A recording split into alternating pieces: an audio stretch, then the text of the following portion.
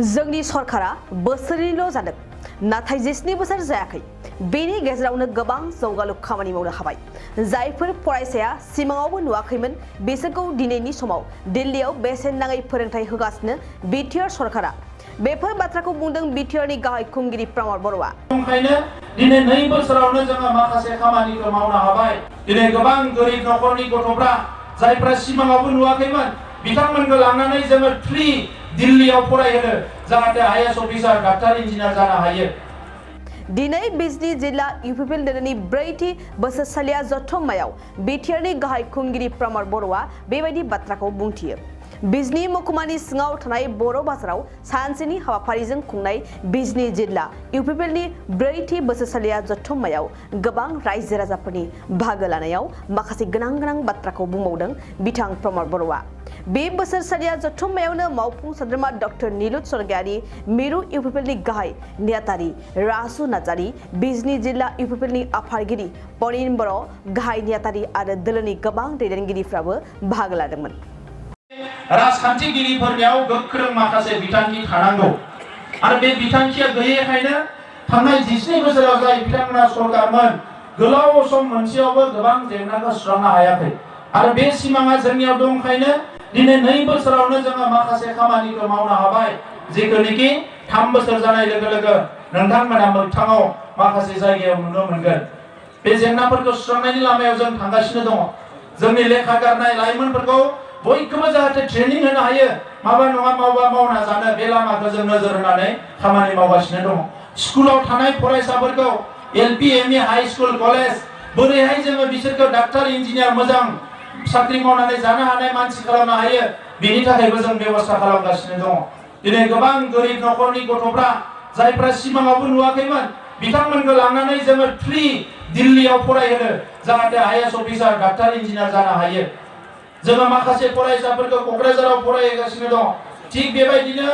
न'आव दङब्लाबो माखासे फरायसाफोरखौ देग्लाय बोसोरनिफ्राय जोङो स्कुल कलेजफ्राव थाङै बिथांमोननि जिउ राहा दानायनि फारसे सांग्रां खालामनो नाजागासिनो दङ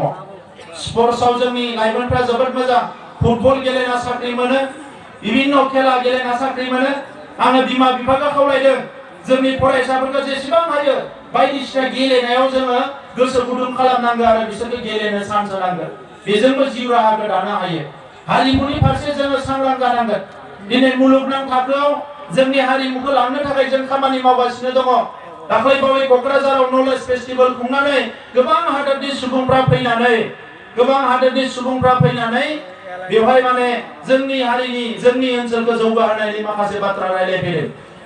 दा जोंनि हारिखौ मुलुगनां थाखोआव लांनाया बड'फा उपेन्द्रनाथ ब्रह्मनिबो थांखिमोन बे थांखिखौ मोगथां महर होनो थाखाय जोङो दिनै खामानि मावलांगासिनो दङ 17 बोसोर बिपिएफनि सरकारनि समाव बड'फा उपेन्द्रनाथ ब्रह्मनि जोनोम सानखौ फरायसा सान हिसाबै फोसावनाय जायाखिसै जोङो गोबां नाजाबाय गोबां नारसिनबाय एबसुआव थानाय समाव नाथाय जायाखिसै जोंनि सरकार फैनायनि उनाव एबसुनि जि नारसिननाय बेखौ आसामनि चिफ मिनिस्टारजों रायलायनानै देग्लाय बोसोरनिफ्राय बड'फानि जोनोम सान 31 मार्चखौ सारा आसाम नाङैनो फरायसा सान हिसाबै फालिनो हानाय जाबाय बे जोंनि थाखाय जोबोद गोग्गाथावना बाथ्रा तेजपुर इउनिभारसिटिया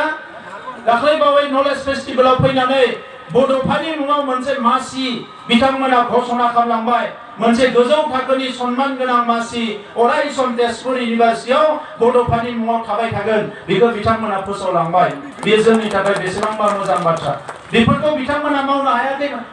जोंनि समाव सरकारा बोसोरनैल' जादों 17 बोसोर जायाखै बोसोरनै जानायावनो क'क्राझाराव सन्तोष ट्रफिनि गेम जों खुंनो हानाय जाबाय क'क्राझाराव बे आगोलाव जायाखैमोन रायजोफोर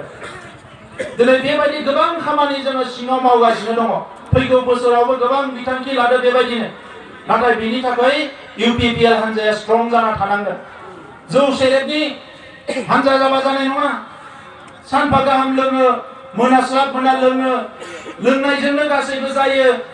खुगायाव जा बुङो बेनो आयेन बेबायदिजों जानाय नङा सानग्रा जानांगोन सानग्रा जोंनि हान्जाया बेनिखायनो सानग्रा आरो मावग्रा मोनसे हान्जा आङो जोंनि बिबानगिरिफोरखौ खावलायदों जिखिनि जोंहा मावनांगौ दङ बेवहाय जिरायना थानायनि सम गैया नंखायनो हर सान आइ आफा रायजो राजाफोरनि जिखिनि जेंना फैयो बेखौ सुस्रांनायाव बाहागो लानो थाखाय इउपिपिएलनि पेरेन्ट हान्जा जोंनि आइजो हान्जा जोंहा youth लाइमोनफोरनि हान्जा जेसेबां सेल दङ गासैखौबो गोख्रोङै हाबा मावनो थाखाय खावलायदों। दा मानगोनां रायजोफोर आं बारा गोलाव बाथ्रा बुंला बयनिसिमबो साबायखर बावबाय आरो लोगो मोनबावगोन। बिजनी जिल्लाया जोंनि मोनसे गोख्रों जिल्ला महरै खामानि मावबाय थादों आरो इयुनाव आरोबाव गोख्रों जाबावगोन बेखौ मिजिंथिनानै बयनिसिमबो खुलुमनाय आरो सिबिनायखौ बावहरबाय। সকললৈ धन्यवाद जनाय मोर बक्तब्य खामानिसो धन्यवाद।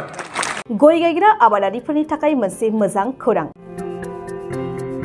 थापा नार्सारियाव मोननो हागोन जाखांफु लाइमोनफोरजों बानायजानाय हाजो आरो हायेनावबो गायजानाय अर्गेनिक गय फुलि। थापा नार्सारियाव अर्गेनिक आदबजों बानायजानाय मोजाङैनो खिलिखांनाय गासै 20,000सो गेरेमसा गय फुलिफोर दं। बारा नङा, फांसेयाव 60 रां होनानैनो नोंथांमोना गय फुलिखौ बायना लांनो हागोन। बुरजा लाङोब्ला खमायनायनि सुबिदाबो मोननो हागोन। थापा नार्सारिनि गुबै थङा क'क्राझार सहरनि सानजा फारसे थानाय बावखुंग्रि हाजोजों नांजाबनाय हरिनागुरि गामि हाथाइनि साखाथियाव।